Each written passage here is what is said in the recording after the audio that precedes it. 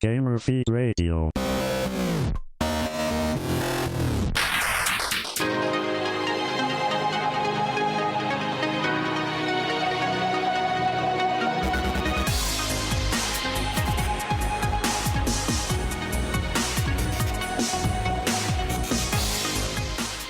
This is Gamerfeed Radio. Thanks for joining us, everybody. This is episode 46. We're talking about Star Wars games today because this is the week of May the 4th. Joining me here today, we have podcast regular Kyle Pope. How's it going, Kyle? What up? Happy May the 4th, everybody. Star Wars, yeah!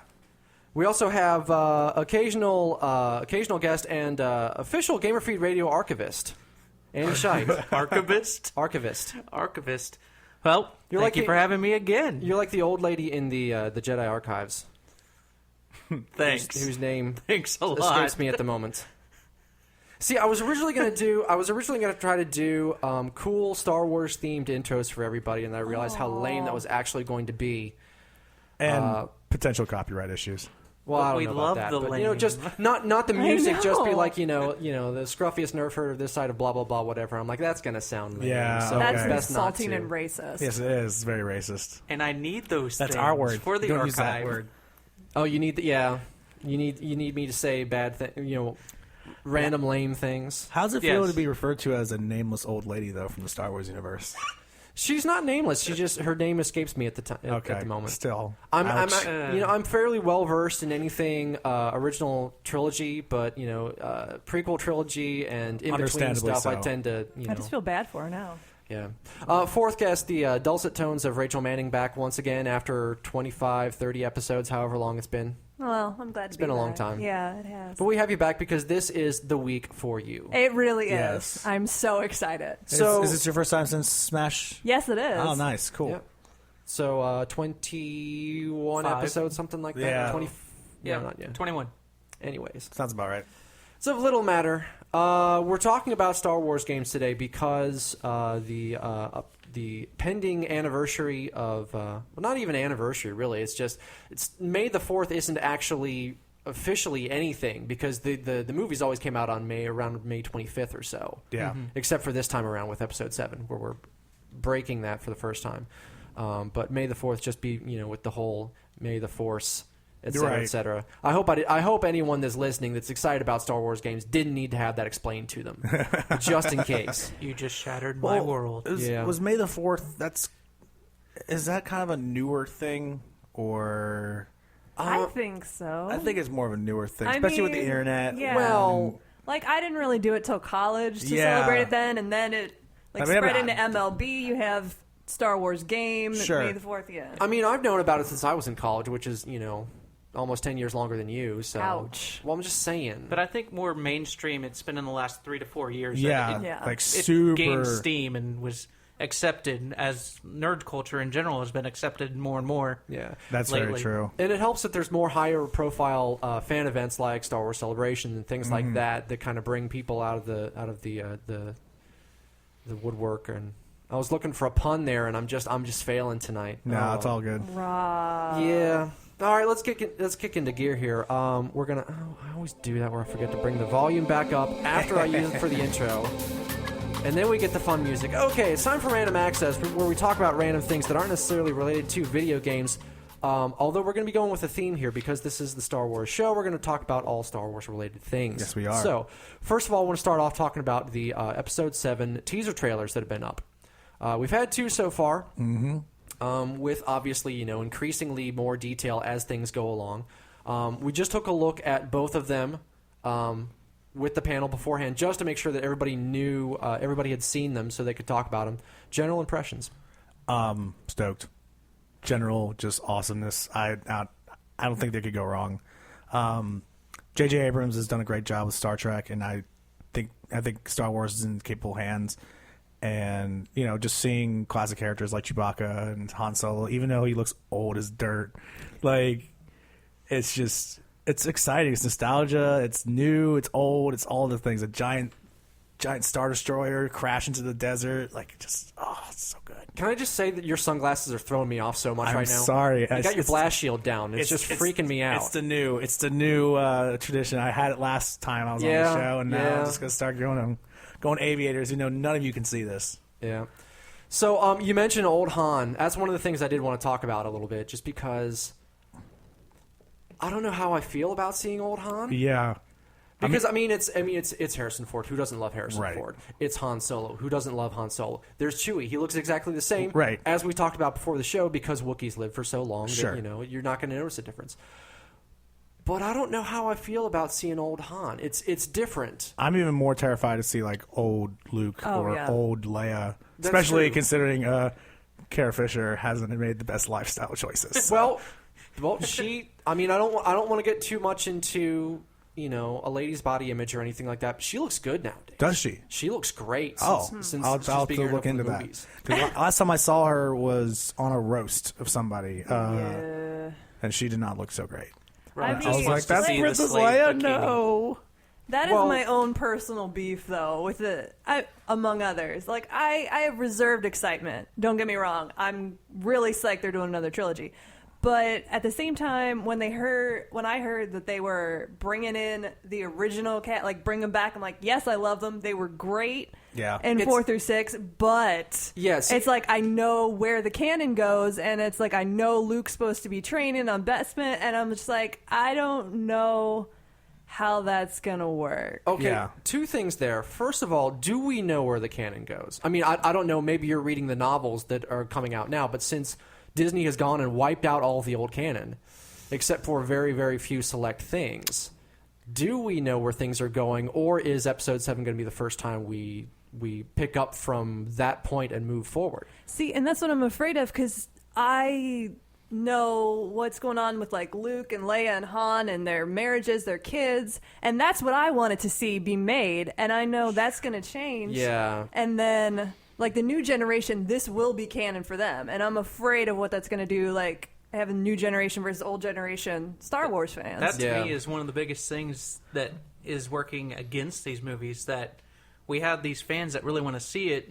I myself wanted to see the Rogue Squadron stuff. I went down to the basement earlier this evening and I saw all my Rogue Squadron books and I went, so that's where where's that movie? Yeah. Well, what about Red One? Like that's kind of like in the vein of that, right? That even makes me not really excited for that movie because of those books. So you're talking about the series of books that followed Wedge Antilles in charge of Rogue Squadron. Okay, I gotcha. And I think that could be a possibility because obviously Disney wants to make money now that they have the entire enterprise going on. So they could like make those, which they're going to do. I don't know if you heard about that. They're going to do the trilogy and then an extra one next year. Star Wars. They're spin-offs. The anthologies. Yeah. Hell, they already made a cartoon show. Yeah, exactly. Well, I haven't seen it. Which is still canon. Rebels is canon. Clone Wars is canon. I would hope so. It's basically the books that aren't. All of the old books. Post-books. All of the old books are gone. All of the new things that are coming out now, all of the comics that are coming out now are all canon. Basically, anything that's been written since the deal with Disney is canon. Aside from that, pretty much everything else is wiped out except for Clone Wars, which actually came out a while back, 2008. I want to say when that particular series came out. Maybe. I don't know if the hand-drawn animation old school one counts or not. It kind of ties in with the CG Clone Wars, so I would imagine it is. Yeah, I'd imagine so too. Yeah. Whatever. If Mara Jade doesn't make it, I'm just going to be mad. I'll just say that. Yeah, sure. But I will say one of the things I worried about so much, because I worried about this too when the prequel trilogy started coming out, because there was so much that had already been done in the EU at that point, and now they're going back and doing things. And the first thing I saw come out of the prequel trilogies that gave me hope again was when they canonized Coruscant. Because that was something that was always kind of added in. That was one of the first things added in when they brought out the Heir to the Empire series with Timothy Zahn back in the early 90s, which I read when they were new. You guys, if you're lucky, have read period. If you're not, whippersnappers need to get up to speed. Seriously? I own 2 copies of every one of those. Oh, okay, good. I wasn't sure what the head shake was about. It was those that have not read them. That was disappointment. So yeah. Basically, I'll just sit over here and be quiet. Yeah, if you have to choose, if you have to choose kind of one in a corner. If you have to choose one no longer canonized series to read, Timothy Zahn's Heir to the Empire series, Heir to the Empire, Dark Force Rising, and Last Command, definitely worth the read. Admiral Thrawn. But the problem with that is that all of that stuff is probably going to be thrown out because all that stuff takes place 5 years after Jedi, which we don't know that it didn't take place yet. Right. But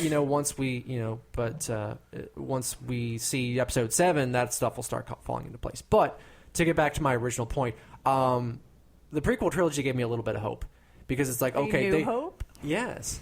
Thank you for that. It was a gift just here. It's wrapped. There's a bow on it. Go for it.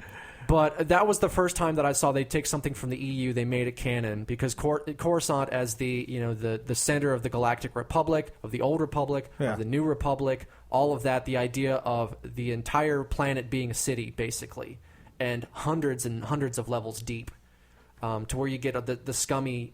the slum areas down, 50, 100 levels deep, and it's where all the bounty hunters hang out and all like that stuff. Coder.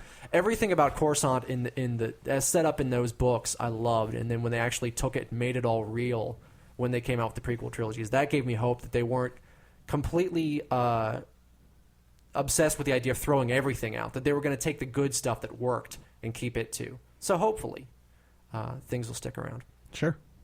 Other impressions on the Episode 7 trailers. Go ahead. I was like, I'll give you my big complaint. Okay. I feel like they're just advertising, hey, remember how cool 4 through 6 are? Here's part 2. Like, the second trailer. I still have no idea what the plot's about. You're like, let's take some good lines that Luke did in Return of the Jedi, take some great John Williams music, and we know you'll pay for it. Yeah. Well, we virtually know nothing about this movie. Yeah. Other than it looks pretty and new lightsaber, which I personally think is amazing. It's going to be a great film. I think it's going to be really enjoyable, but I have absolutely no idea what it's about. It's not like a classic trailer. Well, that's kind of... Honestly, I kind of like that, though. I mean, it's a teaser. I mean, at this point, until they actually start releasing the actual trailers. Yeah. It's like 2 minutes long, Rob. I demand some plot points. Well, you know. Did you see the new Terminator Genesis trailer? It came out the same weekend as that second trailer, where they released the reveal in their teaser trailer. Yeah, the big twist of the movie they kind of released. Wow. Yeah. It was like, we're not going to go into that. Yeah, now, we're not going to release that spoiler worse Right. than they did, but you can't tell your story in your teaser trailer. Kyle brings up the lightsaber. Do we want to talk about the three-pronged lightsaber? I mean, I think it looks sweet. Yeah. That's all I Why really got not? to say about it. Like, Honestly, from episode 1, one of the best things was Darth Maul's lightsaber. oh my god, Yeah. Darth Maul And was the the only whole good Duel of the thing Fates. about episode 1. Sorry, That's all right. I'm capping out. getting- Adjusting your excited. levels on the fly here. I'm capping out. But yeah, no, Darth Maul is the only good thing about episode 1, in my opinion. The whole lightsaber duel between him, yeah. Qui-Gon, and Oh, Obi-Wan. Yeah, Duh. so good. The Throw away the rest best. of the So movie good. and just let me watch that. The No, only okay, fine. close Right. one would be Mustafar. Like, Yeah. and if Yeah. we're ranking lightsaber battles. Right. Which, bringing up Mustafar, the scene in the trailer where we assume it's Luke with the metal arm hitting R2 on the head. Yeah. That, to me, when I look at it, that could be him visiting that planet. Because you see a little shot of lava shooting off in all the worlds we've been to.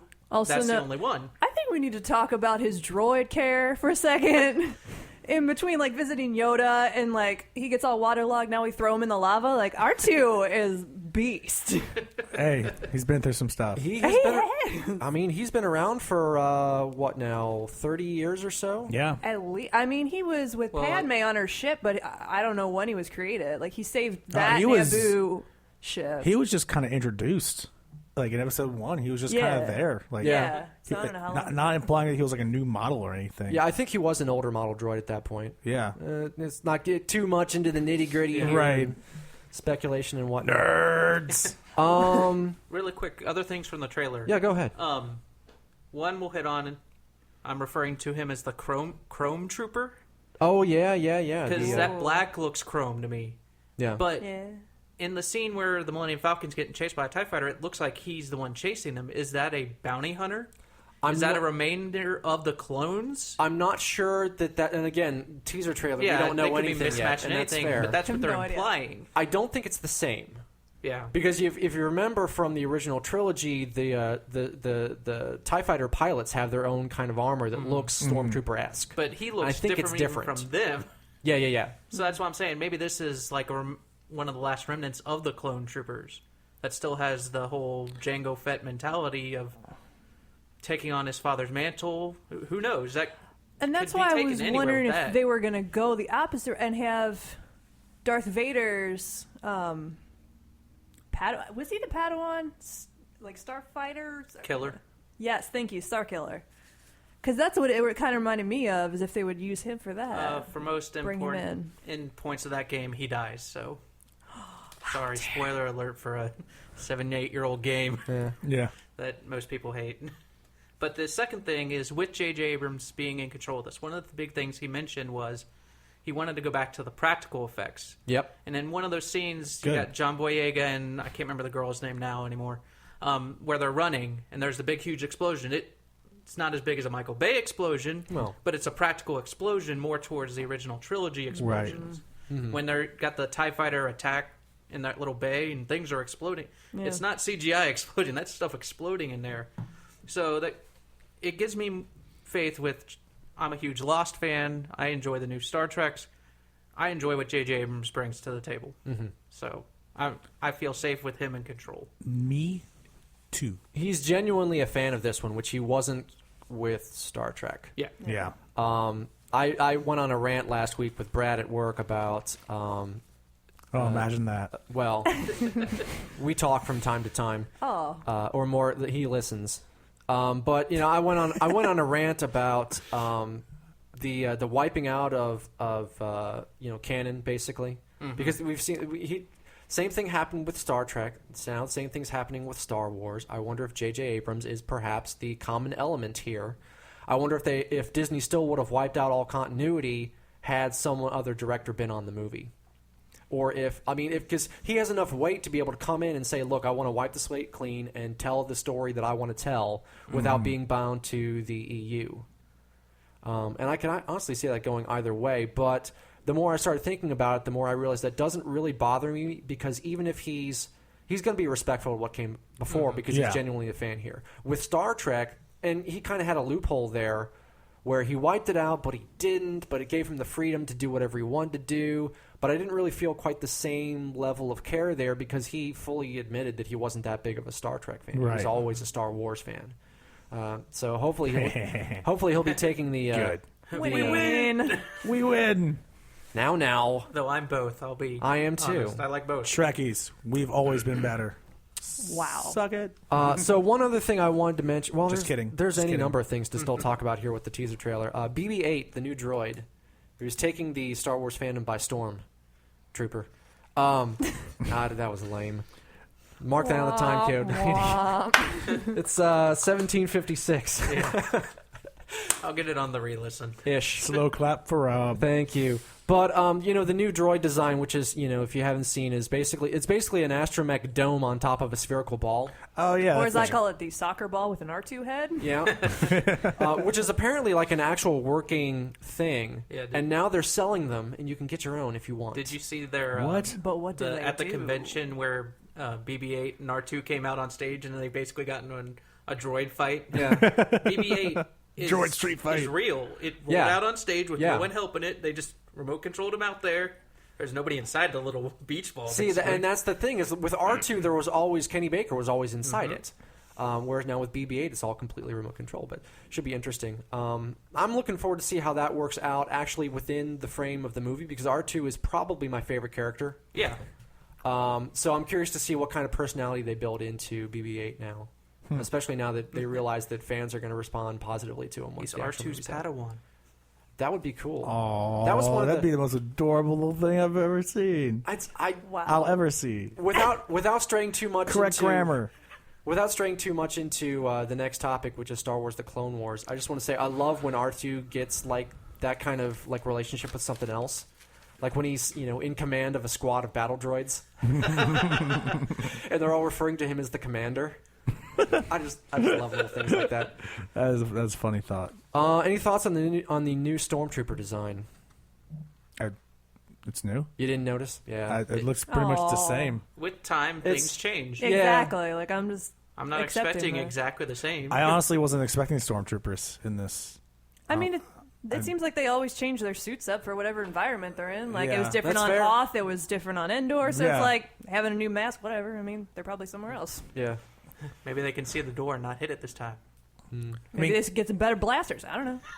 Call me like kind of whatever you want for this, but like the fact it was kind of surprising for me to see TIE fighters and stormtroopers in the new trailers, because I was thinking like, isn't the Empire done? Like, are they defunct? But I guess maybe Well, It's not 30 really. years. not really. but Yeah. Ask yourself this: is Al Qaeda defunct? No. No, Not at you all. Cut the head off, and the serpent still, I slithering get around what, the yeah, I ground. get what you mean. I just don't. Yeah, I just Yeah. So was I thinking mean, too literally when I was thinking that. yeah, I get it. I obviously was like, of course, this is gonna be remnants of the Empire. You take out the Emperor doesn't mean there's still not head officers keeping it alive. yeah, and even in the EU, it took, I don't know, maybe 8-9 years for them to wipe out the rest of the Empire. I mean, it took a But long they didn't time. even wipe them out, though. Never completely, I don't Because think. they merged But in it the took. end. Well, I mean, even They if they did. did wipe them out, it's like, why would you waste a spaceship? I would keep the TIE fighter. Yeah. Oh yeah, good point. It shoots things. Exactly. Let's use it for ourselves. You know, it'd be a great transport for families. It's the new, like, minivan. Yeah, because Everybody got a TIE the one fighter. book I'm currently reading, I'm blanking on the title right now, but there's a group called the Imperial Remnant, Okay. which is the leftovers of those in charge and their children, basically. They made a political faction almost. Is this one of the new series? It came out before Disney, so. Okay. But I don't think they were done with it. So I don't know if they just stopped it or. Because Okay. this had the children of Luke, Leia, and Yeah. all that, so it's probably defunct at this point. I would imagine. Isn't there an old story where Luke becomes a Sith Lord? Yeah. Yes. I'm going to say I think yes. he comes back from it, though. Yes, he does come back. Okay. So it happens. Like that's one of the only like lores I've heard about outside of the movies and the video games and stuff like that. I've heard that Luke turns to the dark side at some point, and I'm like, Yeah. that'd be kind of cool and interesting to look into. But He didn't go as bad as his nephew did. Yeah. See, That's, and that's what most people know. because what I was thinking when I saw the two trailers back to back, because I hadn't done that before.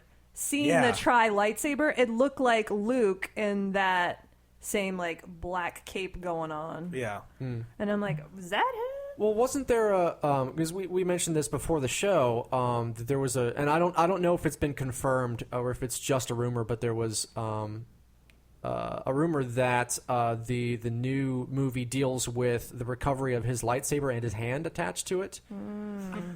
Wasn't there a story in the EU where a clone of Luke was grown from his hand? Somebody recovered his lightsaber in the hand, and they grew a clone I from have it heard about that. that was evil.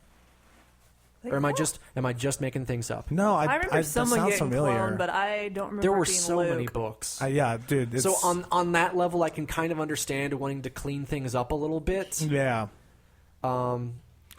Yeah. I mean, no, I remember like going to Barnes and Noble. I've read one Star Wars book, and I don't remember which one it was. It was when I was like 12 years old. Do you remember what the general story was? No, I don't.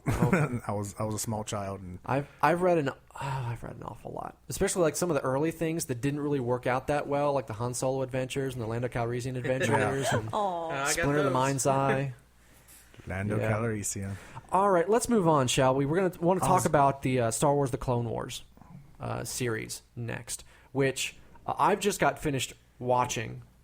Rachel has just started. Andy has watched previously before. Yeah, my daughter Lily, the older one, I get home from work and like, Daddy, it's Star Wars time. You Once have, again, you have trained your young Padawan well. it What do you mean melts you a get home? father's It's heart. Star Wars time. It's always Star Wars time.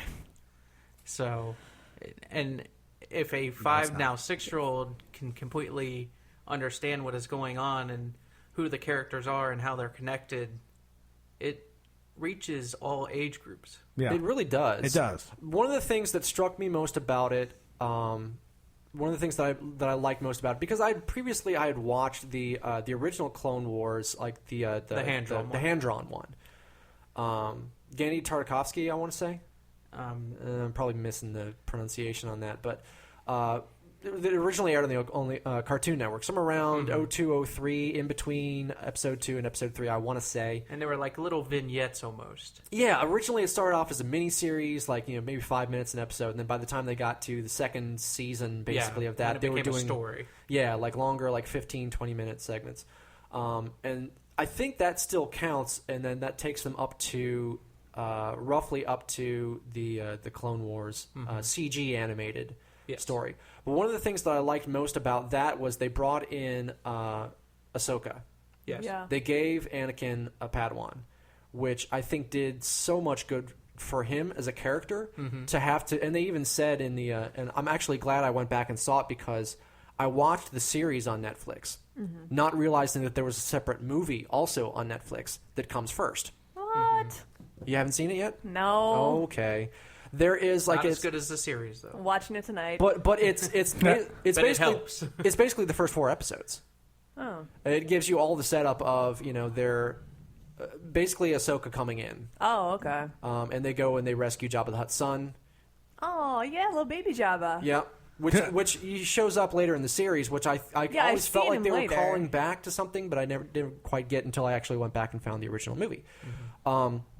But I love that they gave him a Padawan, so that, and they even said, because it would basically would be good for him. And I think Yeah. it did a lot for the growth of the character, and it did a lot for me starting to like the character. Yeah, And starting yeah. to understand where he's going for the downfall. And I realize now that's a lot of why the prequel trilogy didn't ultimately work for me.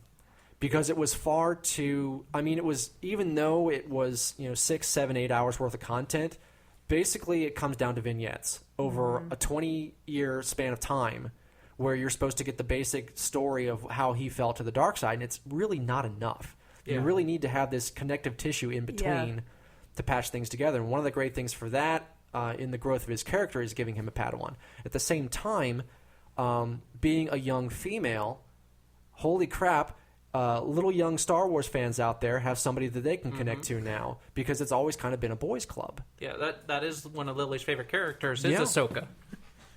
So I mean, it brought in a lot of female characters, that and Rebels. Yeah. Well, I But- mean, like Jedi. They this have. was a Right. young Jedi female, though. That you could get these new group of fans, which are much younger, coming in, Oh, yeah. Yeah. and they have something that, okay, I can latch onto that. Because our older generation had Leia, who was Yeah. awesome. Oh. Yes. I mean, she's ordering the guys around. She's ordering Chewbacca around left Yeah. and right. It was great. And then you get to the prequel trilogy, and you basically have Amidala, who is notable for changing clothes every scene. Yeah. Okay. I mean, there's other stuff going on there. She's a very intelligent woman. She's a senator, all of that. But that's She's Natalie Portman. No young girl is going to be able to They're very true. She wasn't believable when she did take command. Well, again, Yeah. everything is so vignette. It's all so condensed to get through the time period so fact that very little actually feels earned, I think, in the prequel trilogy. And it's like I was telling you before, without going through what happens in the Clone Wars, that there are storylines in this Clone Wars cartoon that explain They're so much important to the plot. more that Yeah. when you realize this has happened, because nothing in the movies told you it happened, that, oh, okay, now I understand where this character is coming from and why they do what they do. Do you want to get into spoilers here? Do you mind spoilers, Rachel? I mean, like, I know where it goes, so it's Yeah. fine. Go ahead and throw the spoiler All right. on. So I'm guessing at least one of the things you're talking about is the final few episodes with Yoda. Yes. Learning how to become one with the Force, essentially. Basically learning how to survive after death, which obviously becomes very important come, back half of Empire and in Jedi, where he needs to be around still to pass on information to Luke. Yeah, which in the book, The Jedi Path, which I don't know if you've all read that one. Yep. It's basically the log of what the Jedi went through, and they pass it down from one Padawan to the next. And as they're talking back and forth to each other, even though the other ones can't read it, they're leaving messages behind. And one of the things is Yoda asking, is there something after death? Is there something we can do with the Force past death? And that cartoon answered that question. Yeah, at least they make reference to, like, as you point out, there's so much missing. I feel like they start at episode 3 and it's just like, oh, hey, P.S., there was a war and all this Yeah. stuff changed, and let's move on with our romance story. But at the same time. Our soap opera. Well, and- Exactly, Homer to Nick. but they did say like, "Oh, hey, met your old friend Qui-Gon. He taught some stuff about like when he went to Obi-Wan, Yoda talking together." So at least it was mentioned. You know where it came from, but you didn't see it. Well, see, and that's another one too. Is that the downfall of Anakin is so directly tied to his relationship with Amidala, which we never saw really develop. Yeah. And honestly, I would argue even with the Clone Wars, you never really see that until the end of I don't know if it's the end of season 5, but basically when they get into that kind of love triangle thing with I don't remember his name, Rush Corvin or something like that. Yeah, The with banker guy. The banking, which was in itself a really cool storyline because it's basically How the Emperor got not into the power. housing crisis, but it's they're digging a little bit into current events there. Yeah. With the idea of the economic stability being an issue, and I kind of love that because the whole rest of the time you see Palpatine just kind of fiddling around and moving pieces around the board and all of that, but then that's the first time since the actual creation of the clone army and all that where you actually see him manipulating things into place to get more and more control over everything. Yeah. Where basically he takes over the banking system of the galaxy. So he owns everything. But in that, too, you also get kind of the jealousy of Anakin over this other potential suitor for Padme. And the reason why it works is because it reminds you, which anybody could have easily forgotten, that they're married, but it's completely secret. Nobody knows. Except for Obi-Wan, who knew but wouldn't say. Yeah. Yeah. But anybody else is like, well, of course he can hit on her. They could, whatever. He'd be an excellent match for you or whatever. But they don't understand why Anakin's reacting the way he is, and he's like, well, we're married and we never get to spend any time with each other because I'm always off at war. I can't even tell anybody that we're married. We can't be seen together. We can't go out together. It's and you really start to get an appreciation for how rough that must have been. Mm-hmm. Now that said, there's that little 3-episode arc, and then that's kind of it. But you kind of see at least it was something at that point. Yeah, that falling apart. I don't know how much I want to get into this with Rachel, even though she's okay with spoilers. But What? you have that. You have Ahsoka. Mm-hmm. And then that kind of leads you, I think, naturally into where we find him with Episode 3. Yeah. Once you have all those pieces in place, it's like, okay, now I can see the downfall happening. Yeah, he's standing on ice at that point. Yeah. Versus you didn't know it was ice. Yeah. Yeah. I mean, to be fair, all of the time before that did a really good job of setting him up as the hero of the galaxy. And one of the other really cool arcs was the arc at the planet with the light side and the dark side. Yeah. The physical manifestations of the light and the dark. And the whole balance of the Force issue of how is this going to, how is this going to work out, and is this connected where to Luke learns everything that is ever going to happen in the future, but then has it wiped. He Anakin knows does, he will be yeah. Vader. He knows about Luke. He knows about Leia. He knows everything, and it is gone. Yeah. Other stuff I loved about it. I loved how they kind of threw out. They really developed the individuality of the clones. I love that. Just They all have- I loved Fives. Yeah. Fives was awesome. Yeah. Yeah. I just love how the Jedi were treating them, where it's like everyone else, to them they are a clone, and they're like, no, the Force isn't everyone, like you all have your own person, it doesn't matter. And later it's not the Lost Missions, it's the season right before that, right? Where with fives, yeah. Yeah, that's it goes that's like, heavily into that. Yeah, it's kind of mid-season 6, I want to say. Yeah. But I love that their nicknames that they have to earn. I love seeing them in training, see what they With the old what they have to go decrepit through. clone that was encouraging 99. them. Yeah. The other group that I really enjoyed learning more about was the Mandalorians.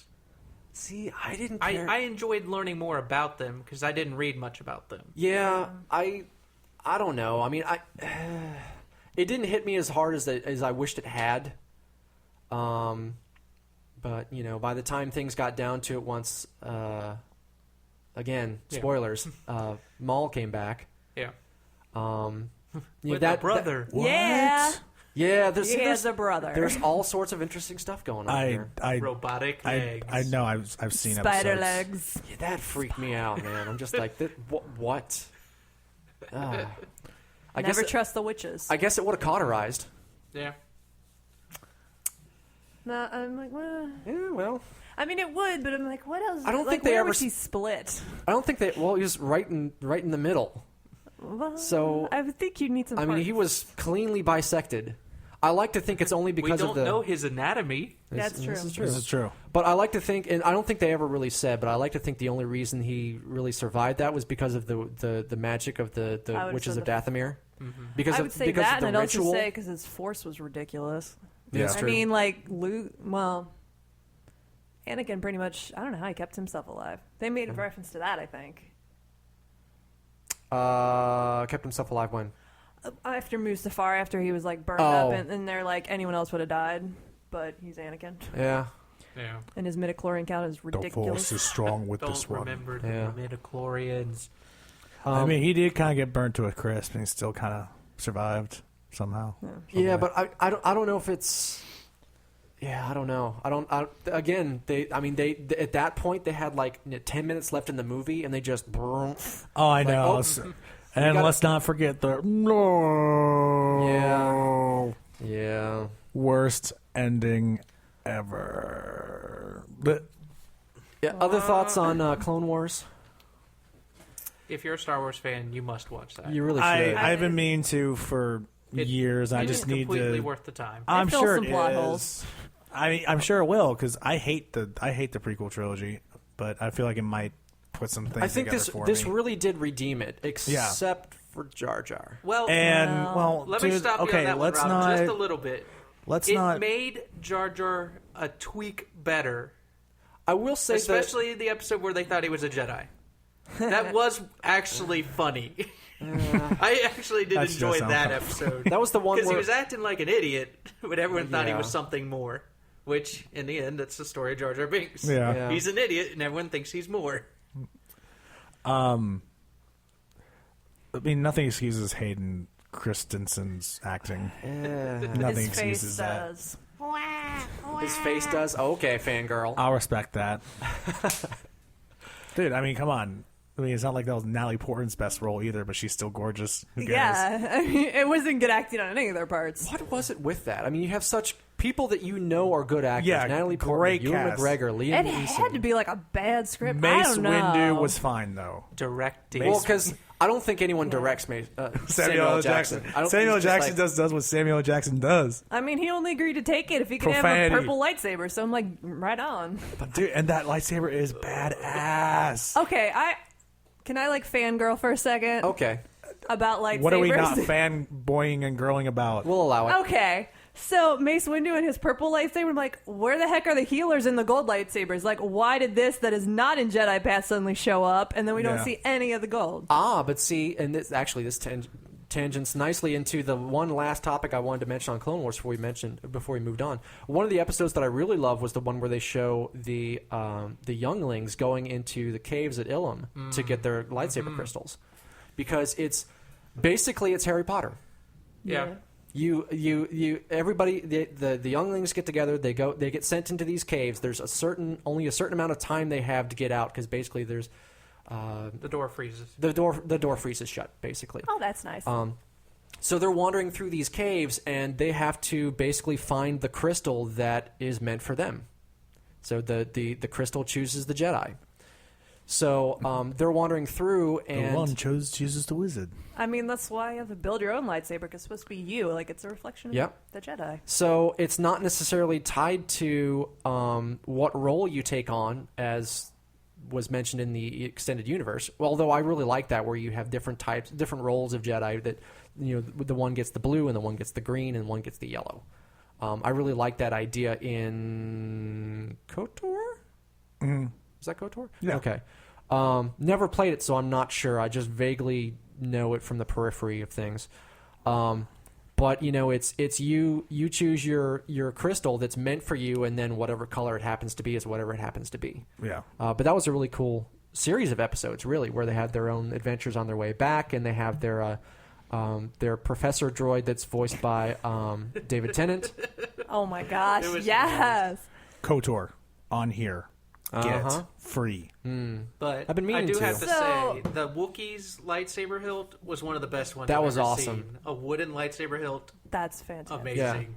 But it's because he's got the professor. I don't remember what his name is. But he's this very, very ancient droid that, like, for generations and generations has been the one responsible for helping these younglings through the process of crafting their lightsabers. He reminded me of the wizard, going back to Harry Potter, the guy that did the wand shop. I can't remember Ollivander, his yeah. name. That's who he was to Yeah. me. I was like, God. Because he goes up to the Wookiee and he's like, what do you sense in your hand? When you think about a lightsaber in your hand, what do you sense there? What has the qualities you need? And he's like, wood, of course. So what type of wood has the strength of steel and all that? So he goes looking through all these drawers and everything, trying to find the one just like Ollivander would, and finds the right pieces. And then they have to, basically put the lightsaber together with the Force. Basically, they levitate all the pieces into place, and that's how they do it. And sometimes things don't line up right, and that's why it's a challenge, because you're just thinking it together and aligning the crystal and all that fun stuff too. And there's a meditation aspect to it.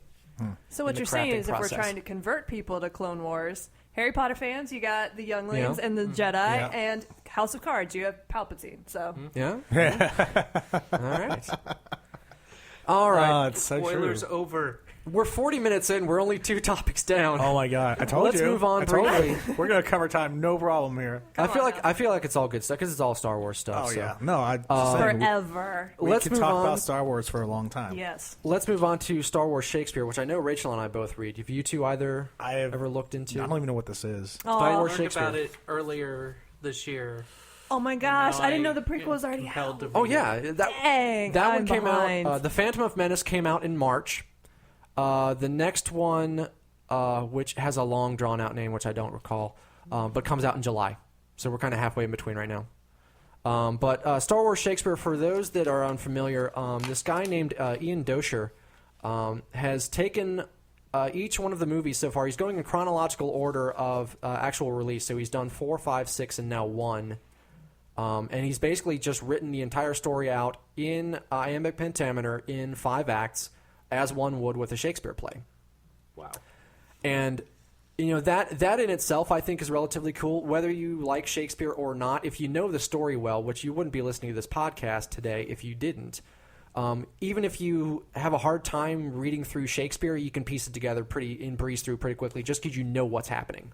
This Yeah. looks awesome. It is It pretty is damn cool. fantastic. This isn't like comedic or anything. No, This it is- This Well- is legit. Well, it can see, be. that's It's the like thing. It can a be. cut, frame by frame, kind of. So let me tell you You what's see so that. great about this. He takes Oh, yeah. takes the No, I opportunity. can see what I'm doing. He takes the opportunity to improve on the source material in little ways. He's not arrogant enough to try to rewrite things. Right. He even said in this one, in The Phantom of Menace, that Phantom of Menace. Yeah. Yes. The Phantom of Menace episode 1, or episode the first, I should say. He even said and the best part about these books are reading the afterword. Oh, yeah. And getting his thoughts on what he put into them. But he said in this one that the number one thing that everybody wanted was for him to kill off Jar Jar. It's like, you have a chance to do things right this time. Kill off Jar Jar so that we don't have to put up with him. And he's like, well, I really can't do that because the story is what the story is, and I can't get rid of characters. I have to tell the story as it is. But what he does with these is that he kind of finds fun ways to play with things, particularly when characters communicate in unconventional ways. The number one thing that you run into when you read these in order is R2, because obviously R2 talks and beeps and whistles and all that, but he speaks in perfect English, or Shakespearean English rather, when he's doing an aside to the audience. So you kind of get extra commentary on everything too, because he'll beep and he'll whistle, and then he'll turn, basically as if this was a stage play. He'll turn to the audience. He'll say what's actually on his mind. He'll say how stupid the situation is or whatever. He'll provide commentary. on If it. you want R2's real sass. It's Can I read great. This sounds extra? amazing. Go for it. All right, it says, "Beep whistle who, this zealous ship hath pulled me whole within to ready for a launch. Alas, the pilot who would lead me fails. What shall I do?" What shall you do, R2? So it's good stuff. So you've got that with R2. Everybody else pretty much speaks in conventional ways, but do they? Yoda still speaks the way that Yoda speaks, but all of his stuff, instead of being an iambic pentameter like everybody else is, he speaks in haiku. So every line of Yoda follows 575 meter. I mean, it's completely a visual gag that you only get by reading it. Oh my god! But it still sounds like Yoda, and it's still delivering all the information the original line did. It's kind of great. Beyond that, do you remember what the Ewoks did? Oh. No. I know Boba Fett spoke in prose Right. rather than pentameter. Those are the three I remembered. And then this time around with Jar Jar, he did things differently. So Jar Jar does the aside thing like R2 does. I mean, he still speaks like a complete idiot, but the twist that he put with it is that Jar Jar is... I mean, he's basically playing a Shakespearean fool. He is completely aware of what's going on, better than most of the other characters in some points, and he's doing everything on purpose. So he'll turn to... He's trolling them. He'll basically... He's trolling them. He'll turn to the audience, finger quotes, and basically say, you know, his goal for all of this is to bring the Naboo and the Gungans together. So he acts the fool and is completely manipulating everybody around him to get everybody together and get everybody in the right place and all of that. And he kind of plays off of Qui-Gon's racism because from the first scene that you meet Qui-Gon, he's like overly rough with this, even in the movie. Yeah. He's overly rough with Jar Jar before he even has a chance to prove himself an idiot, which he does. He most certainly does. Very quickly. But in this version, he's just like, yeah, I'm going to play on that. I'm going to use it, and I'm going to get him over to the Gungan city, and then I'm going to get them over to Naboo, and they'll get, you know... And he's kind of manipulating everything that way. Oh, my God. Beyond that, and this is where things get really interesting. You haven't read yet? I haven't read that one. Okay. It's been sitting in my Amazon cart. Mace Windu. Played by, of course, we all know Samuel L. Jackson. The fun that he has with that is that every time Mace Windu has a line, he sneaks one of Samuel L. Jackson's movie titles into the line. Oh my gosh.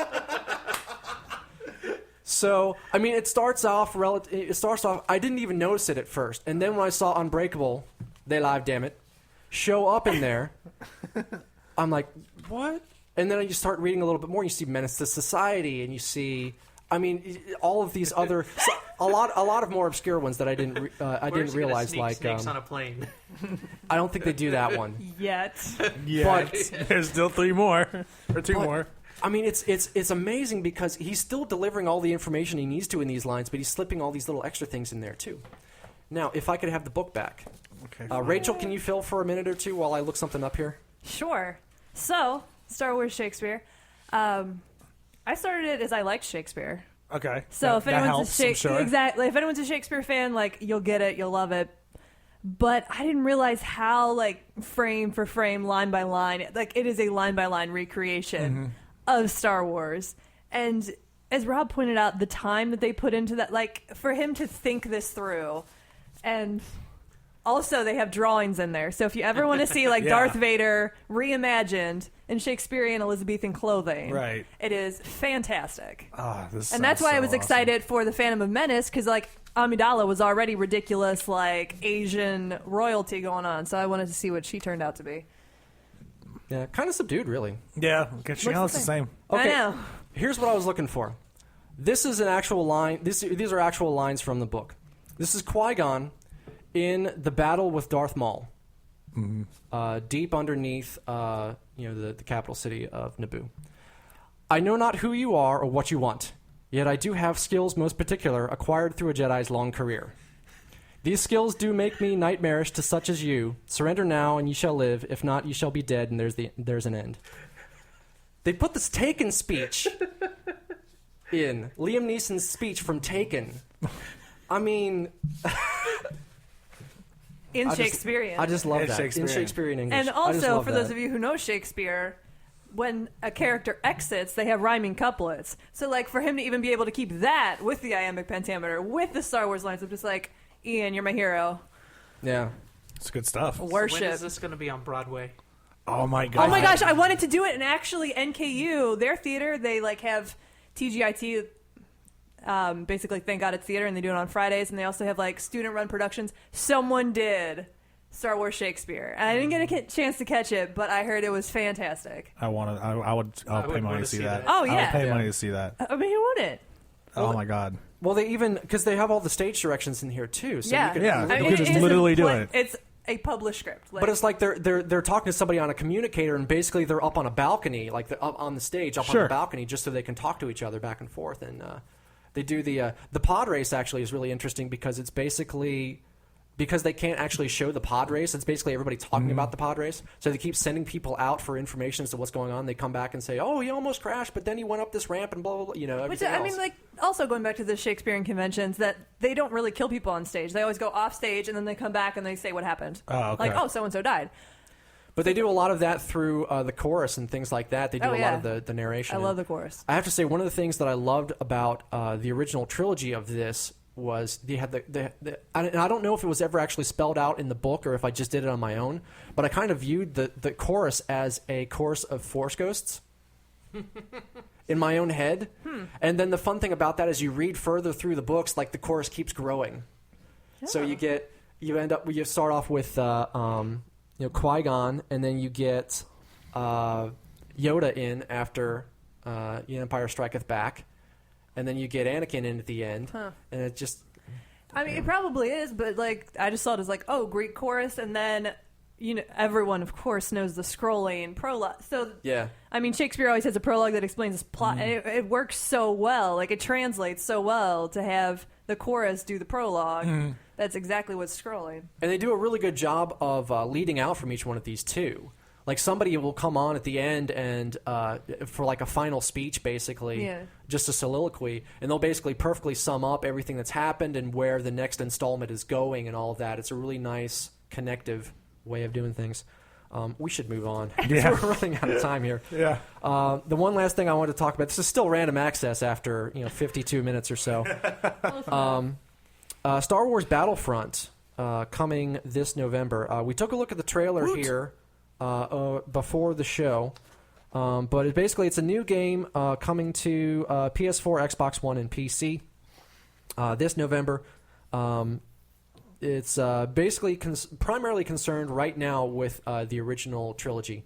There are planet-based battles on Endor, Hoth, Tatooine, and Sullust. You can control a rebel soldier or a stormtrooper in first or third person. There's no campaign mode, actually, but you can play up to 40 people multiplayer, which is crazy. That's Which a bad is- idea. That's okay then. Dude, that sounds awesome. Yeah. It's like war. It's literal war.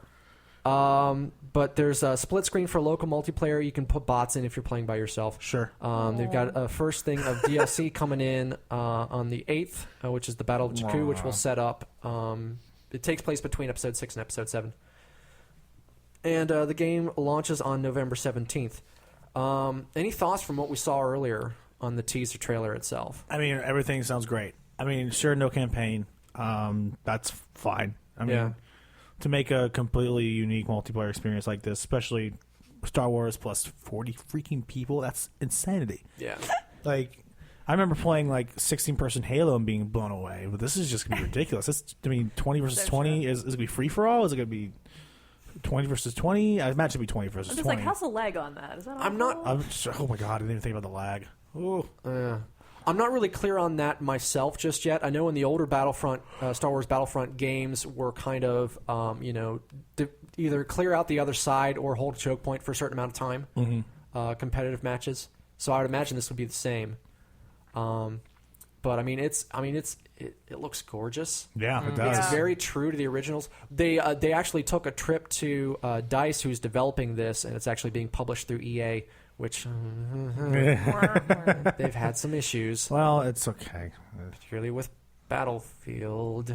But they took a trip to the Lucasfilm archives, and they actually scanned in the original models of things. So, and they went to Sweet. lengths to make sure that everything was animated the way it would be. So the ATSTs are a little bit wobbly because that's the way they were in the movies. So, and of course it's frame accurate to the original model because they scanned it in. You got the sparks when somebody gets shot, things like that. And one of the other things I like about it too is that they're not afraid to kind of bring things in from the prequel trilogies. They had in the teaser trailer they've had for this. They have like the force field that they put down. Yeah. That's we saw in the Battle of Naboo in Episode 1, which was kind of a new thing at the time because you go through the original trilogy, and everything was kind of small-scale battles. You never really had any full-blown army battles. The biggest thing were usually the space battles. Yeah. There's and Hoth. rightly so, because that's exciting, too. There was but, Hoth. Hoth was pretty big. But, I mean, that was an It had a ambush, shield though. generator, but we just didn't see the shield. Yeah, I mean, that was Right. But this was like the mobile version of that. Like, you've got a shield generator down on the ground, you're moving it with you, things Right. like that. You see lots of later in the Clone Wars. Yeah. But this is kind of the first time seeing something like that in the original trilogy setting, which I think looks interesting. I'm pretty excited about it. I usually don't. Nowadays, I don't go quite so much in for the Star Wars licensing games because I kind of we can get to this in a little bit when we actually start talking through games. But Right. We haven't even gotten to that point yet. yeah. We just now start talking about a video game. But you play through some that maybe aren't really what they at a certain point LucasArts started to drop the ball a little bit on some of these, and it kind of Some games, but I mean, sours the I feel well. like in terms of franchises in general, especially when it comes to terms of film and everything like that, like Star Wars is still pretty consistent. Like for decent game, even like I talk about like maybe the Force Unleashed or Force Unleashed was okay. I'm thinking particularly about the episode. For me, it was the episode 1 tie-in game. That kind of turned me off too for a little while. Racer or The actual campaign one. Yeah, okay. Racer was great. Racer Yeah, Racer was was great. fun. Pod Racer was We great. might as well just go ahead and breach into our feature presentation Yeah. here. So just to continue talking about Star Wars games, just kind of in general. was a quick one. Yeah, well, I mean, we kind of already segmented there anyway. I wanted to make it official so we could actually start the clock ticking on talking about games for half an hour before we run out of record time. Whoops. So, I mean, all good. each one of us has picked out our favorite Star Wars game. Let's talk about some of the misses while we're here. Sure. I mean, for me, the episode one didn't really work that well. I mean, it barely tried, remember it. I don't remember it. but I mean, it tried to take you through each stage of the each area of the game and all that, but you ended up spending a lot of time on Naboo, just wandering around through the swamps, and it just didn't do a whole lot for me. Masters of Terraskazi. Anybody play that? I Yeah. never played that. Yeah, it was It an was- interesting idea. I'll give it that. Yeah, it was just another fighter game Yeah, in a sea of fighter games at the time. Right. yeah. Things were kind of robust in that era with fighting games. Still, back in those Yeah, Glory you had your days. Street Fighters, your King of Fighters, the Killer Instincts. Mortal Kombat, Kombat. Primal Yeah, Rage. they were all going at the same Tekken. time, so it just sort of got mixed up. Virtual We should do Fighter. a fighting game. Okay. And I'm not saying these are bad games, Yeah. but I would just like to point out that the Super Nintendo Star Wars games were retarded hard. Like, Which in particular? I believe it was Super Return of the Jedi, or no, Super Empire Strikes Back. That game is impossibly hard. Yeah, I didn't care for that one. For me, the main miss on that one was that you get to. I don't know if it was the second mission or if it was the first one. But you start off with a speeder chase, a Yeah. speeder level. Basically, you got to get to Jabba's palace to break everybody out. That's Super Return of the Jedi. Yeah, Yeah. yeah. And there's all these pits on Tatooine. I don't know where there's actual pits on Tatooine, but there are all these pits for you to I'm potentially like, fall in. the Sarlacc pit? No, but this is like Lots you know, of them. this is So like, many Sarlacc. This is like you're jumping over things and all that. And Right. This big long obstacle course. I don't know. I like the first one. I loved Super Star Wars. Super Star Wars. Yeah, Super Star Wars is great. Super Empire Strikes Back started to get a little bit too complicated with Luke's Jedi Force powers. I felt Also, it was just you're constantly barraged. Like, seriously, the game did not give you a chance for even one mess up, and you're just dead. I felt like you were bounced around from characters a bit too much with the second and third ones. With the first one, you played Luke for such a long time. I felt like you could kind of settle in. Yeah. And then there was like a segment in the middle, basically, where you played Han for a while, or you could play Chewie, the Cantina. Yay. But you basically just had those three, and then by the time you get to Super Return of the Jedi, basically you're choosing a different character for each level. Yeah. I mean, the slave layout was interesting because you're beating everything down with your chain, working your way up to the top of the sail barge. Oh. Yeah. Okay. Any other, not necessarily bad games, but misses maybe. I really liked the Force Unleashed games, but I thought they were both very, very short. Okay. Like, just felt like by the time I was really getting into them, I was like, oh, it's already done. Like, in the second game particularly, I loved the final boss with Darth Vader. It was so cool and just, like, so, like, I don't know, climactic. Just what a cool final boss. Darth freaking Vader. Especially with the choice. Yes. But at the same time, it's like, it took me like 6 hours to get there. I'm like, oh, I'm already done with this game. And I paid $60 for it. I'm like, I should have just rented this. Oops.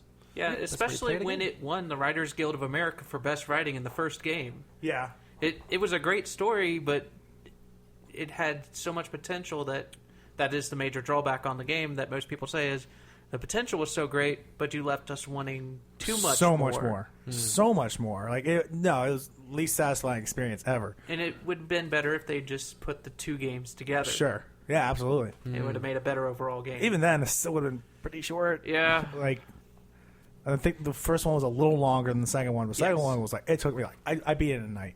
Because, when I go on binges, I generally play the entire game. I'm just like, oh, no, that's not good. I expected at least a few days out of this game. Like, Yeah. But it was a good callback with the main character being Starkiller, which was Anakin Starkiller, who was Luke Skywalker to begin with. yeah. Okay, let's talk about some of our preferred games. Let's start with Absolutely. you, Andy. What's your favorite Star Wars game? Like I showed them all when I came here, I brought my collector's CD of X-Wing, which was one of the first flight simulator games I ever played. I played Ace Pacific first, but then I got this at some sort of computer convention. I picked up some games and everything else. Star Wars, as a kid, I picked it up. But X-Wing, which is on Steam at a discounted rate in the updated graphics, just throwing that out there Wow, for Steam. nice. I don't care. But X-Wing, the first game, won Best Sim of the Year, and it won Best Sci-Fi Fantasy Game of the Year when it was released in '93. And its sequel, which was TIE Fighter, is still considered one of the best Star Wars games ever made. Period. Yeah. Yeah. And it is in It's super good. two different Hall of Fames for gaming, one being IGN. Yeah. This game is amazing, though it had less story than X-Wing. X-Wing had the better story. Yeah. And TIE Fighter tried to fix it with a little bonus content later, but it still was a very good game with being able to fly the ships that you loved as a kid. Mm-hmm. And that is my favorite game of the Star Wars series, even beyond... And it was really close. I really wanted to say the Lego Star Wars games. Because those were the first ones I jumped into, because I got the complete saga with that. And those are just plain fun. Yeah. Yeah. Those three, depending on how deep you go on your top 48 of the best 100, all time, 5 best, et cetera, games. All three of those, X-Wing, TIE Fighter, and X-Wing versus TIE Fighter, will usually place. Yeah. Like if it's a top 100 list, even nowadays, you'll still see those up there. Absolutely. Yeah. Yeah, because even the collector's edition, which I brought with me, that still made the top 25 in a list in 2010. Yeah. And that combined package came out in 97. I'm pretty sure I've seen as recent as like last year on a game list. I don't remember what it was, but I remember seeing it. And I was like, yeah, that's still a thing. Yeah. Most definitely still a thing. Did you have a third-party joystick for that? Yes, I did. Yeah, because that was half the fun of those games back then. Back Yeah, in the 90s, the was joystick. Oh, yeah. You'd go to the computer aisle of the store, and you've got all the games up there, and then you've got like all the All the peripherals too. joysticks. Yeah. You got the 3 different types, 2 different types of triggers, and the thumb switch, and then you've got the missile lock up top, and all the fun, just great stuff that you. Not to say you don't have anymore, but everything's They kind of don't do that standardized now. anymore. Yeah. You don't. I mean, you you- don't need it You anymore. got to turn No. your Wii stick. Well, yeah, But but I mean, that like kind of experience. on the PC front though, that stuff's still Yeah. not as much. It's not but, as big as what it Yeah. was. yeah. I mean, also, like, when I was a little kid, I think I had something with Rebel Alliance. And for that, it's like, Star Wars was your hero. You wanted to be in the ship, so to, like, have the joystick, then you felt like you were in the X-Wing. Yeah. You're like, Yep. yeah, all right. Like, but now it's like, oh, here's my gamer controller. Stay on target. Mine would Exactly. always slide across the desk. I don't know what I was doing wrong, but you had like the little suction cups on the bottom. Yeah, you didn't Yeah. have the suction cups. Yeah, well, and then I'd be, I did it. A little too much spit. I guess I don't know. I did not have this problem. I don't think mine had that. I had, like, a sticky pot. I don't know. Well, again, my what's been about 10 years older than yours, so it's the newer technology, I guess. By the time we got there, always playing the age card. Well, unfortunately it's there. Anything more? I'm just saying. I don't know what I'm saying. Nope. Let's move on, shall we? Yeah. Kyle, what you got? I got Rogue Squadron. Oh yeah, Rogue Squadron is so good. Specifically the first one. I like the second one. That was on GameCube, I believe. Yeah. Rogue Squadron originally on the N64. I want to say that was the first game to require the memory expansion, wasn't it? I think it was Donkey Kong. Okay. I think it was Donkey Kong, and Donkey then Kong. Yeah, but Rogue Squadron 2 was good, but it followed the storyline more, like it followed the movie storyline more specifically. So you did first battle was Battle of Death Star, then Battle of Hoth, but in the first one, it kind of expanded the story. It was kind of like stuff that happened between Episode 4 and Episode 5 when Luke was spending time in the Rogue Squadron, he was like Red 1 or whatever. Yeah. And there was it was a completely new storyline, and there was plot twists, and it was a very immersive experience, very expansive experience for the Star Wars universe. And I mean, actually, a lot of that's also the good saying. I know you're going to talk about this game too, but that also goes with Shadows of the Empire. It seems like those two games really kind of branched off and expand the story in a way that I never could before, because I didn't read the books, I didn't read the comics or anything. I just had the movies that I knew and loved. But with video games, I mean, I don't have to read. I can just listen to the voice acting, and that's always fun.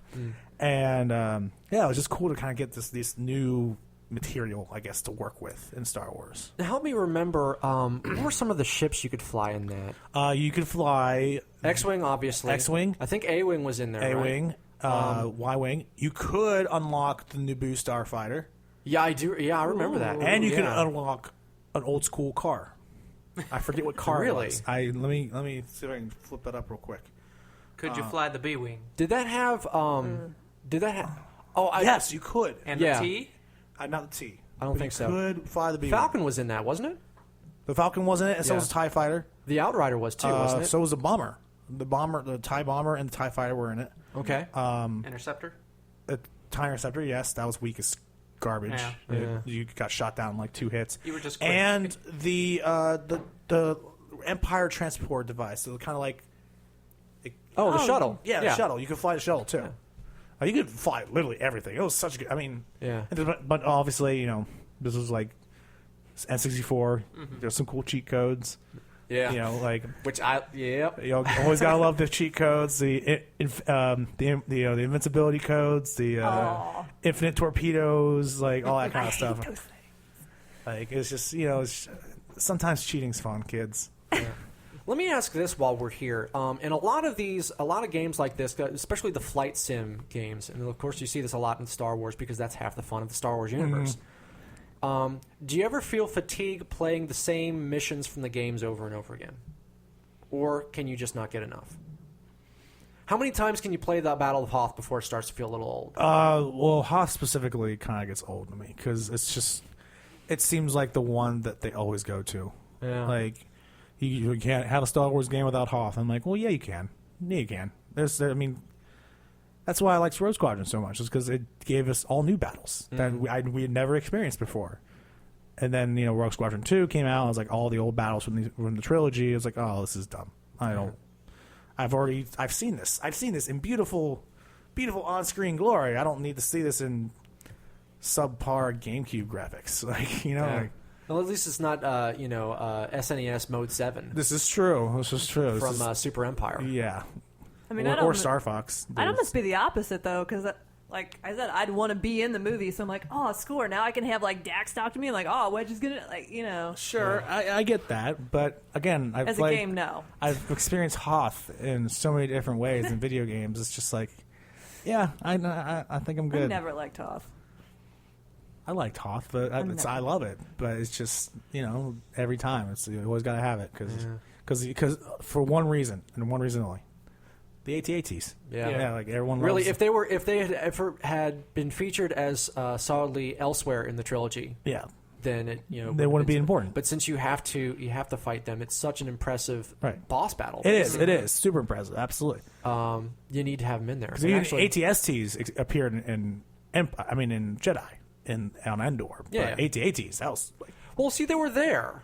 You just didn't. They didn't play so much in the actual battle itself. They were just kind of like chilling, which I mean, kind of makes sense because we saw when we looked at the teaser trailer for Star Wars Battlefront earlier.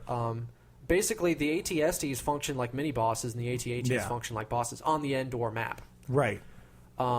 But when you actually because for some reason they couldn't it, hear the AT-AT coming, it took them completely by surprise. Well, and then you got to call in air support. But I mean, how much maneuverability would you really have? I mean, those are from a design standpoint, those are already kind of. You'd have none. You'd be a sitting duck in the middle of the woods. How much? I mean, because how often are you going to run to a choke point between trees where you can't even go with one of those beasts? Right, and plus, I mean, your enemy has so many vantage points they can hide in, and it'd be impossible. That's why they just blast the trees. That's true. Plow them over. You could just destroy the entire forest. I guess. Which they did. Which they can do that. But I mean, they were there in the trilogy, though. I mean, you saw them in when Luke went to meet Darth at the base on Endor, the Empire base on Endor. You saw the AT-ATs walking up to the base.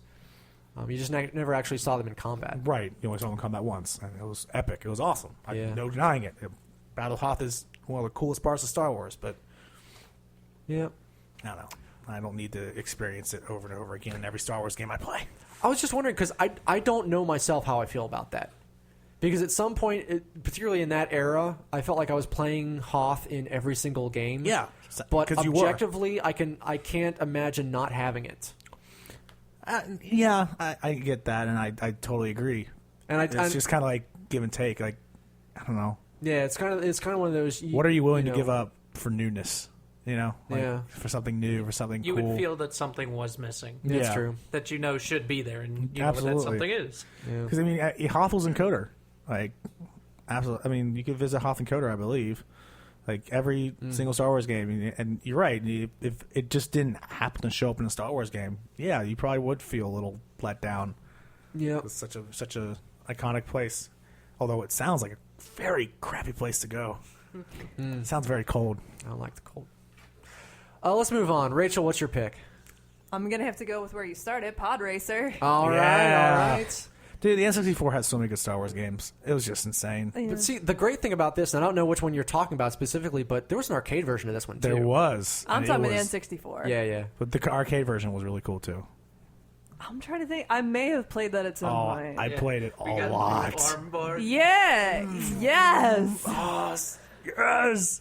Oh, I hope they still have it at the arcades. See, because if I had to pick favorites, I wouldn't pick campaign games. I would go with Racer. Like, I love Racers. Better multiplayer. Yeah. I only played that one on PC, unfortunately. Why, unfortunately? No, just in relation to the arcade versus N64. Oh, I got you. Yeah, not knowing how you didn't get the full. You didn't get the full sit down in the cabinet. Well, I did that. It was so cool. I just didn't do it with so cool. the Nintendo controller. Yeah. I want to find one of those now. Stick. I know. I don't know if they exist because arcades barely exist anymore. Right. Well, maybe we'll find one when we check out arcades. Yeah, maybe. What? So we'll go ahead and let you do your continue here with your thing. Sorry. So we kind of cut you off with our enthusiasm there about I am fine with that. the version of the game that you didn't get a chance to play. I think I did though, but Okay. now I'm trying to think, and it had to be somewhere I'm around just as here. enthusiastic but- about the N64 version. I played the crap out of that I game. did too. I had that one yeah. too. Who doesn't? I mean, like that's okay. Oh no. You're officially disowned, but Okay. I mean, it was just one of those like you could build up. I'm in classic racer game. Like you pick your race, you pick your rider, you eventually like unlock other courses, which was another thing I loved about Star Wars is like there was always a new planet. There was always so you could actually see the planets they make reference to and never see. Yeah. That's one of the things I loved about it was this is what Or Mantell looks like. This is what Couldn't you make your own pod racer too? I want to say you could tweak your stats. Yeah, Okay. I think you could unlock and like decide where you wanted to put. Yeah, your... you could swap out like pod and your engines and things like that to kind of customize as you it. went. Not exactly make your own, but of course, sort of like stat Well, stat tweaking. It's like any other arcade type racer. Where nowadays it feels like where you can swap things out. Yeah. Mario Kart's like that. The more recent F-Zeros have been like that too. Sure. Where you can swap things. But it's How so recent cutesy. has there been F-Zero game? Well, you can tell I'm a Nintendo gamer too, because all of the stuff I can refer to are Nintendo franchises. But yeah. But it's still got the cutesy. You have your pit droid. I think you have Sebulba on there, like narrating. Yeah. Sebulba. Yeah, exactly. And you could yell insults to people, which I also love. There was a button just to yell at your competitor. So, being me as the trash talker, yeah. Can I just say that's one of the things that's always kind of amazed me about Star Wars is how you've got, you're pod racing in Episode 1. Yeah. And they took the time to come up with names for all of these different characters. Like 20 or 25 different, character names and races and homeworlds and all this sort of stuff that doesn't matter at all to the movie. But, And they only appear for like 10 minutes. Which max. is also why I love the game is like they could actually have a plot line. You could actually race with them. Yeah, and here's all these characters straight from the movie.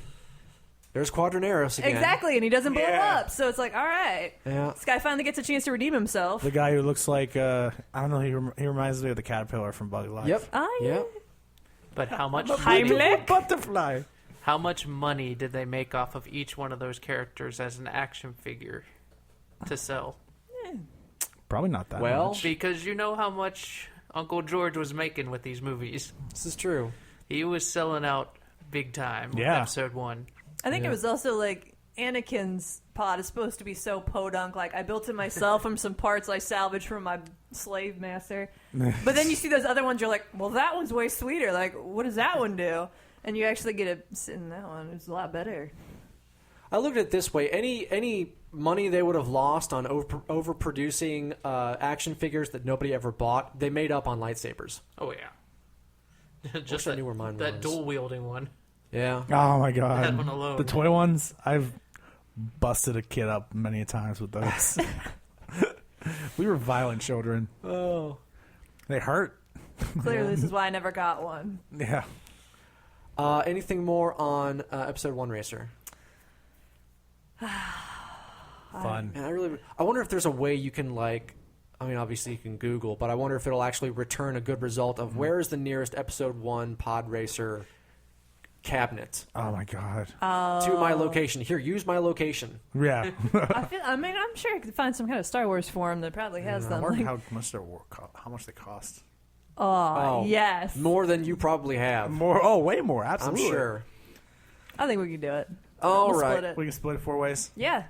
I'm going to move on to my thing, which is I have a couple of them on here. I want to talk about Shadows of the Empire, though, because Kyle wants to join in on this one. So, yet another N64 game. You can tell we all had the same systems back then. Woo. Shadows of the Empire came out in 1996. It was actually a multimedia project. And I actually remember this so well because this was my... Oh, God, and again, old. This was my freshman year of college. Because I remember, Andy, getting ready to go to band camp for the first time. Okay.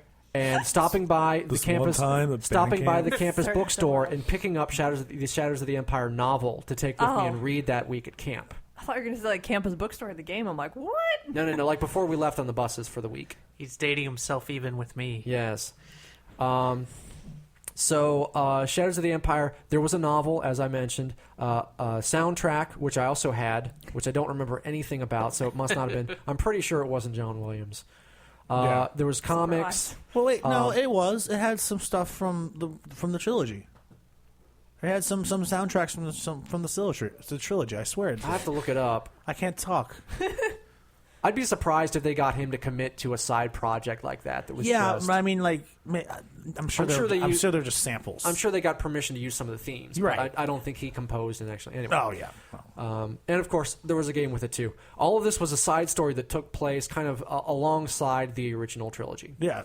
So It was like started at beginning of episode 5 and ended at episode 6. Yeah. So you play as Dash Rendar. He's a smuggler. Basically, he's Han Solo light. And Or throughout dark, depending on. I think he's kind of a darker. Yeah, I mean, light as in not as cool. Right. Is what I meant. Well, yeah. Again, also debatable. So, but throughout the game, you're helping Luke and saving Leia from Shizor. Actually, one of the cool things they did was they added in this whole underworld on Coruscant, where basically this whole shadow organization, the Black Sun, which was completely new to the canon at the time, and you'd never heard anything about before. But it was actually pretty cool. It was a really impressive villain. He was, not a force wielder or anything like that, but he was just he was ruthless in his own right. His race kind of had this weird kind of pheromone thing that he kept using on Leia. Oh. Which was kind of weird. But there was kind of this push and pull between him and Han over Leia's affections. In the novel, of course, none of this crap actually happens in the game. Mm-hmm. The game has you playing as Dash Rendar. You start off on Hoth, temporarily filling in Rogue Squadron, and that was one of the best, I felt, versions of the Battle of Hoth was in Shadows of the Empire. Yeah, because you actually have to, you're taking down, probe droids and the like. And then and AT-STs, and then periodically you are whenever you fly past an AT-AT, you have to fire your harpoon, and then you actually have to steer in a circle around the thing to actually trip it up. I remember all of this very fondly in 3D for the first time, doing all this stuff, which was really cool. And then you play through the rest of the game, and there's a variety of other things going on. There's kind of in cockpit, in turret shooting segments.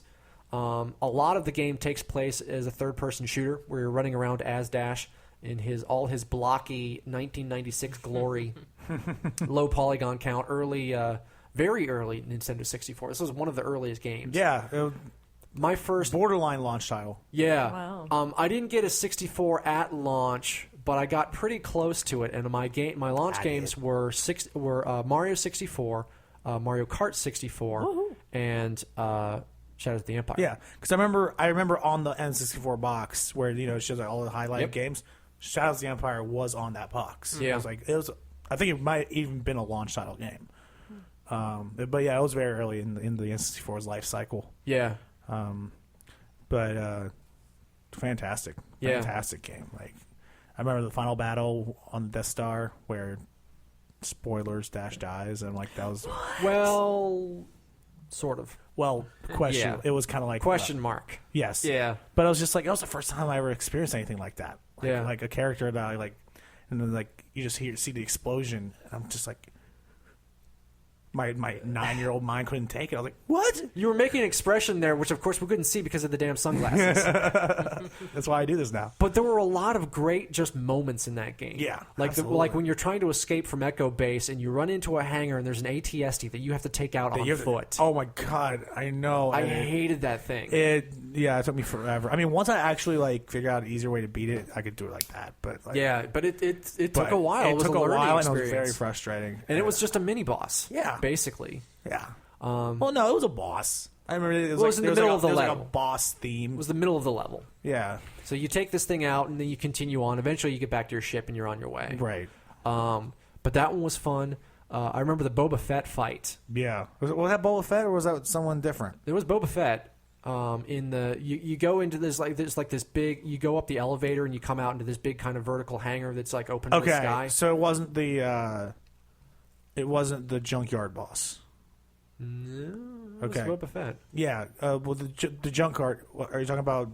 Was that the junkyard where you fight Boba Fett, or? I think so. Maybe it's been a long time since I played it. There was like a robot that that fought. He was legit terrifying. Yeah, there was that one too. But there's one where it's Boba Fett flying around with his jetpack and shooting missiles at you, and I thought that was on. I thought that was on Tatooine. I don't remember well enough. Right. Yeah. I'll have to play it again. Speaking of Tatooine, though, do you remember the swoop level? Yeah. Dear God, I hated that swoop level. Yeah, it was terrible.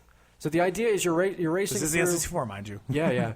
But the idea is you're racing through the streets of Mos Eisley on a swoop, being chased by a biker gang, basically. Yeah. And you're having to. Of course you are.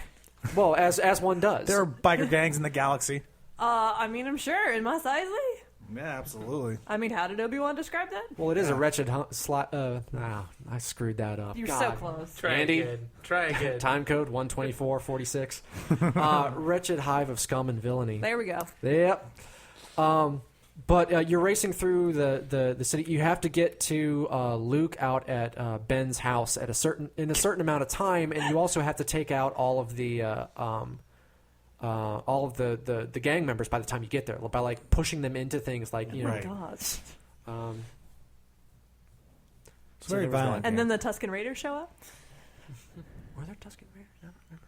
It's been so long since I've played it, and unfortunately, that's one of the ones that's hard to go back to. Yeah, because they never. A lot of those licensed games, they never really went back and revisited when we started getting things on the Virtual Console. yeah. I know it's not on the Wii. I know it's not. Yeah, and there's even fewer things on the Wii U than there are on the Wii. Yeah. But so many of those licensed games never made the transition. Mainly, it's just the first party things, which is still great. But Yeah.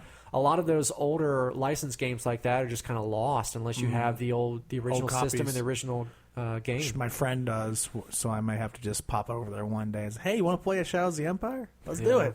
I had to sell mine back.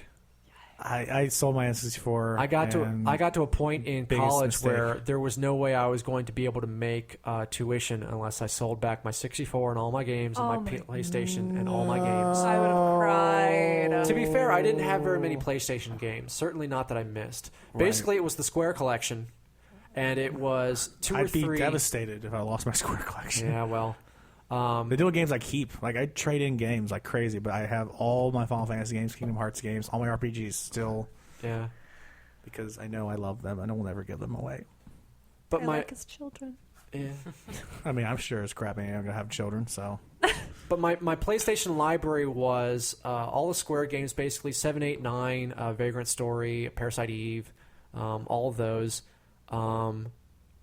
The Brad's game, which we shall not speak further of, lest Andy chalk up the tally one more. And one or Metal two. Gear. Great, thanks. Metal Gear. And one or two Star Wars games. The Episode 1, Phantom Menace, Yeah. which did not care for. Rebel Assault 2. I don't remember. I didn't care for that one very much. I don't remember the title well enough. Oh, the one time where the Nintendo actually had the better Star Wars stuff. Well, that particular one, whose name I am not getting completely correct, was largely FMV, and it was kind of combined on foot. I'm gonna have to look it up after. Move on from here. Run out of time. Do we have any further thoughts on anything Star Wars we want to bring up that we haven't already geeked on? Geeked all over. I've been playing the Old Republic RPG, and it's awesome. Yeah. It's awesome. I mean, it's just like Coder. It's just Coder with. It's Coder it's Coder how it should have been. Yeah. Should have been a massive multiplayer RPG, and also shout out the Coder again. Yeah. Fantastic game. But you can be a Sith Lord or a Jedi. I'm a Sith Lord. Yeah. No surprise there. Yeah, I'm so evil. And you have your own Darth that you're the apprentice of. You're secretly trying to overthrow her. It's like so cool. And I like how the Sith Lord I'm working for is a woman. I thought that was really interesting and super good on the writer's part to make this like big, strong, badass woman character like who betrays like the leader. Like she becomes the leader of the Sith Lords by taking out the big head honcho. It's just like that's really cool. And I mean, I haven't played in a while, but when I did play, I really enjoyed it, and I enjoyed how obviously it's kind of like in Coder, you could be a good guy or a bad guy, and this is the one time where I've kind of chosen to be the jerk in moral games. Like in Mass Effect, I'm always the good guy, and Yeah. In Coder, I'm the good guy. I can't bring myself to be an ass to people. But in this game, like I'm a straight Sith Lord. Like I chose the dark side, so I might as well act like it. And so now I'm the jerk character, and it's a lot of fun. Fun to cut loose every once in a while. Yeah, I mean, I torture people. It's bad. Wow. Not in the game. In the game. All right, take us out, Nick. Kicks puppies and Kawaki. Yeah, take us out, Nick. Where you at, Nick? So, thanks for coming in, guys, to talk all about Star Wars this week. Oh, darn, Star Wars. This is Gamerfeed Radio. You can follow us on Facebook. You can listen to us on Spreaker and iTunes, TuneIn, and iHeartRadio. Nick's never let me do this again without him. You can send us Gmail at gamerfeedradio@gmail.com. Thanks for joining us. Tune in next week. Peace. May the Force be with you.